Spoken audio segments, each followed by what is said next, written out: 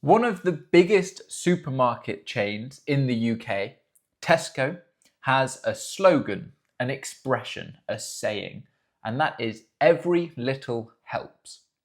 And I like this because it applies to English. It applies to English practice and English studying. Every little helps.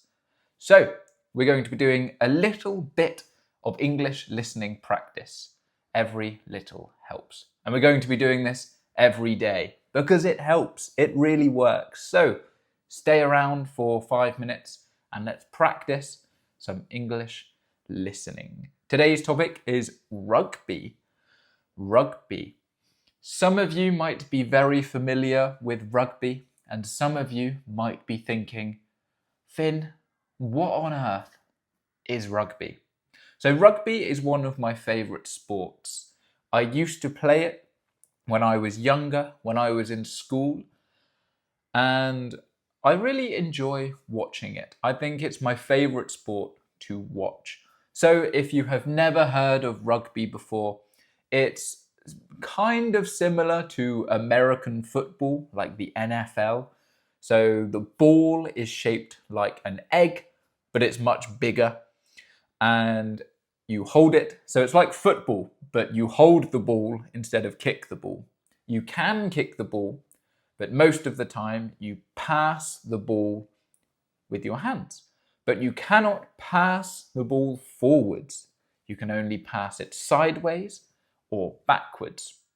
And it's a very interesting game. If you've never heard of it before, I recommend watching some on YouTube. It's a very physical sport, I guess kind of violent in a way.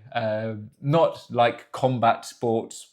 There are rules, there are regulations, but it's a very interesting sport.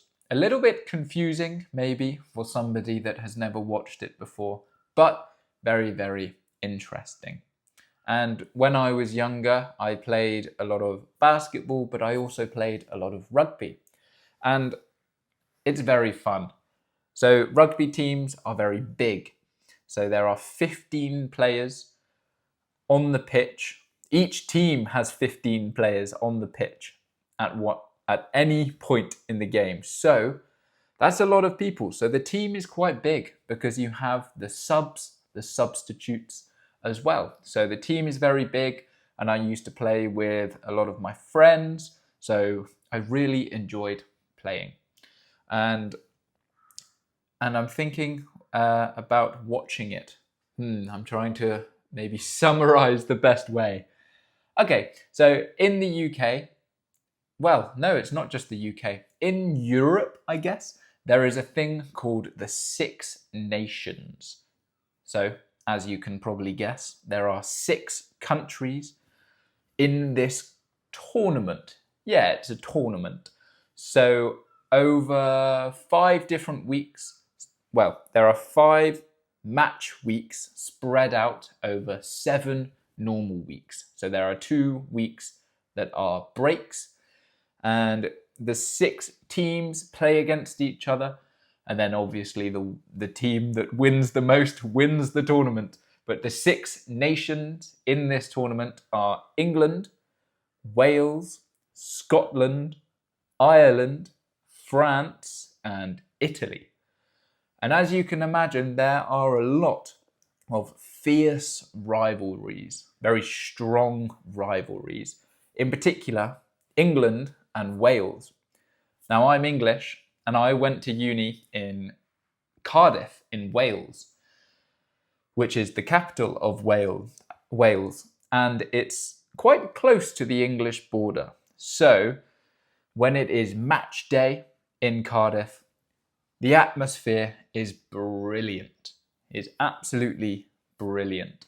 So, if you are ever in one of those countries that are in the Six Nations tournament, around like between February, March time, that's when the Six Nations happens.